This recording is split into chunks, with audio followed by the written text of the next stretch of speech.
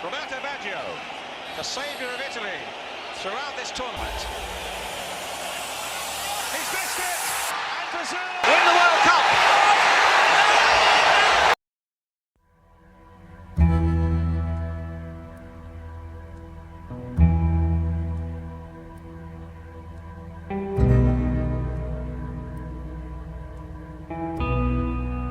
एक फुटबॉलर का करियर अक्सर उसके गोल्स से याद रखा जाता है, लेकिन कुछ ऐसे भी होते हैं जिनके नाम के साथ एक दर्द जुड़ जाता है, एक साइलेंस जो क्राउड से भरे स्टेडियम में भी सुनाई नहीं देता है। ये कहानी है एक ऐसे लेजेंड की जिन्होंने इटली को ग्लोरी के दरवाजे तक तो पहुंचा दिया, लेकिन आखिरी कदम पे वो अकेले खड़े रहे। ये कहानी है रॉबर्टो बाजियो की, the man who died standing.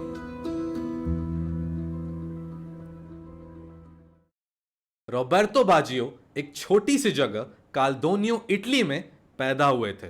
उनका फुटबॉल से जो रिश्ता था वो एक जुनून था, एक ऐसा जुनून जो बचपन से उनके साथ था। उन्होंने सिर्फ फुटबॉल खेला नहीं, उस फुटबॉल को जिया था। एंड सिर्फ 15 साल की उम्र में उन्होंने प्रोफेशनल फुटबॉल ज्वाइन कर लिया था। उनका ड्रिबलिंग स्टाइल, उनकी काम बॉडी लैंग्वेज और एक डिवाइन प्रेजेंस, सब कुछ अलग था। लोग उन्हें एल डिवीन कॉडिनियो कहकर बुलाते थे, जिसका मतलब होता था द डिवाइन पोनीटेल।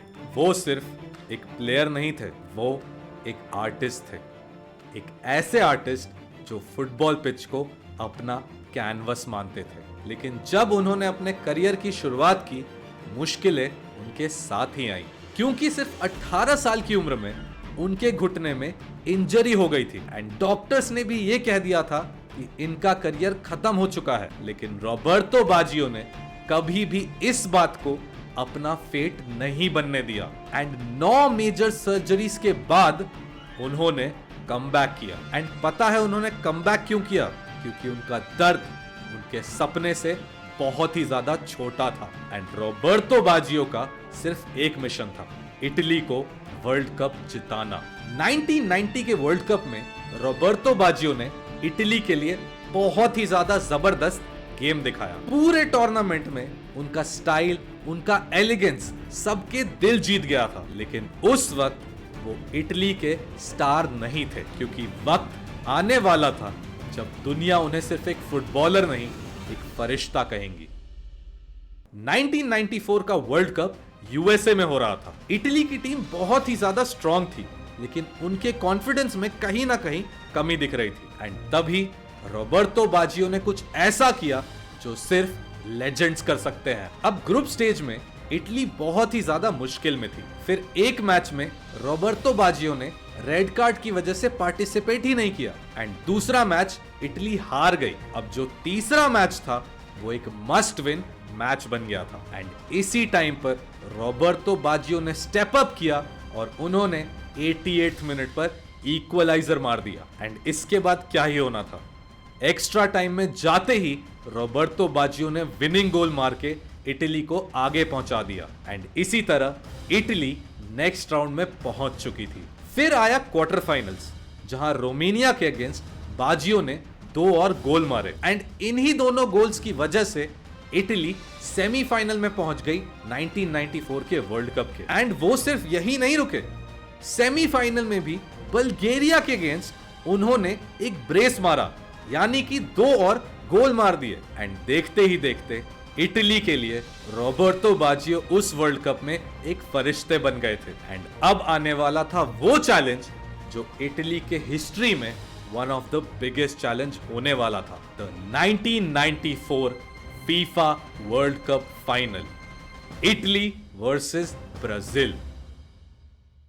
17 जुलाई 1994, Rose Bowl stadium, California, Brazil versus Italy. Match start हुआ एंड दोनों टीम्स ने एक दूसरे को कांटे की टक्कर दी, लेकिन 90 मिनट्स तक ये मैच गोललेस रहा। अब मैच चला गया था एक्स्ट्रा टाइम में एंड यहां पर भी यही हुआ। दोनों में से कोई भी टीम एक्स्ट्रा टाइम में गोल नहीं मार पाई एंड अब इस वर्ल्ड कप का पूरा फैसला होना था एक पेनल्टी शूटआउट से। एक टीम जीतने वाली थी और दूसरी टीम का पूरा सपना चकनाचूर होने वाला था। ब्राजील ने स्टेप अप किया एंड उन्होंने सबसे पहली पेनल्टी पे गोल मार दिया। अब इटली की तरफ से मसारो ने पेनल्टी ली और उन्होंने मिस कर दिया। इसके ही तुरंत बाद ब्राजील ने एक और पेनल्टी पर एक और गोल मार दिया एंड अब फाइनली वो टाइम आ गया था जब इटली को इस मैच में जिंदा रहने के लिए नेक्स्ट पेनल्टी कन्वर्ट करनी थी। अब इटली को जिंदा रखने का मौका था और बॉल के सामने थे रॉबर्टो बाजियो। वो धीरे धीरे वॉक करते हुए आए पेनल्टी स्पॉट तक। उनका चेहरा बहुत ज्यादा शांत था, लेकिन सबको पता था कि उनके अंदर एक तूफान चल रहा है। उनकी पूरी देश की उम्मीद उस टाइम पर रॉबर्टो बाजियो के आंखों में थी। रॉबर्टो बाजियो जानते थे कि बचपन का किया हुआ वादा उनको आज यहाँ पर पूरा करना है। इटली को वर्ल्ड कप जिताना है। यही सोचकर रॉबर्टो बाजियो ने पीछे हटकर एक रन अप लिया। टाइम रुक चुका था, पूरा स्टेडियम शांत हो चुका था। रॉबर्टो बाजियो बॉल की तरफ बढ़ते हैं और शूट करते हैं। Wildly against Italy now. Roberto Baggio, the saviour of Italy throughout this tournament. He's missed it, and Brazil win the World Cup. Ball goal के ऊपर चली गई एंड बस ब्राजील वर्ल्ड चैंपियन बन चुका था। इटली हार चुकी थी और रॉबर्टो बाजियो एक सेकंड में दुनिया के सबसे अकेले इंसान बन गए। अब रॉबर्टो बाजियो ने अपना चेहरा झुकाया नहीं, ना ही वो रोए ना ही वो गिरे, वो सिर्फ खड़े रहे। वो एक पल था जहां एक इंसान अंदर से टूट गया था और बाहर से वो एक पत्थर बन गया था। एंड इसीलिए दुनिया ने उनके लिए एक लाइन लिखी, the man who died standing. उस पेनल्टी के बाद इटली सिर्फ एक ट्रॉफी नहीं हारी थी, वो सपना टूटा था जो उन्होंने पूरी ईमानदारी से जिया था। मीडिया ने उनकी बुराई की, लोगों ने उन पर फिंगर्स पॉइंट किए और रॉबर्टो बाजियो ने सिर्फ ये कहा, I miss that penalty, no one else. अब वो चाहते तो ये बोल सकते थे कि उनका नी इंजर्ड था, वो थके हुए थे या फिर पिच खराब थी, लेकिन नहीं, उन्होंने जिम्मेदारी ली। वो अपने दर्द के साथ खड़े रहे, एक असली लेजेंड की तरह। 1994 के बाद भी उन्होंने फुटबॉल नहीं छोड़ा। 1998 के वर्ल्ड कप में वापस आकर उन्होंने एक और पेनल्टी शूटआउट में एक और पेनल्टी ली और मिस नहीं किया, लेकिन इटली टूर्नामेंट से बाहर हो गई। लेकिन इसके बावजूद उनका पूरा करियर अचीवमेंट से भरा हुआ था।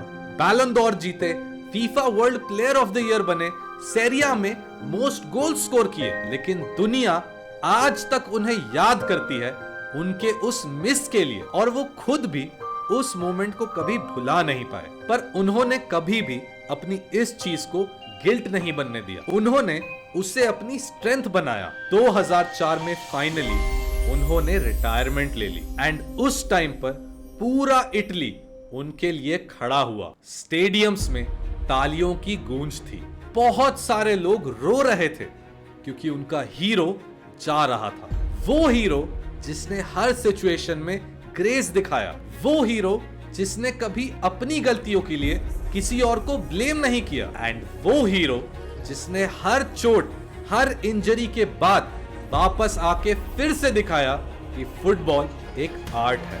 आज भी रॉबर्टो बाजियो का नाम इटली के ग्रेटेस्ट प्लेयर्स में लिया जाता है। उनकी स्टोरी आज भी हर यंग फुटबॉलर को यह सिखाती है कि ग्रेटनेस जीतने से नहीं, गिर के उठ के संभलने से आती है। रॉबर्टो बाजियो सिर्फ एक फुटबॉलर नहीं थे, वो एक मिसाल थे। उन्होंने सब कुछ जीत के भी उस एक पेनल्टी किक में सब कुछ खो दिया, पर दुनिया आज भी उनको याद करती है सिर्फ इसलिए नहीं कि उन्होंने क्या जीता, बल्कि इसलिए कि जब सब कुछ टूट गया था उन्होंने तब भी अपना सर ऊंचा रखा। एंड यही तो असली हीरो होता है, यही तो असली लेजेंड होता है।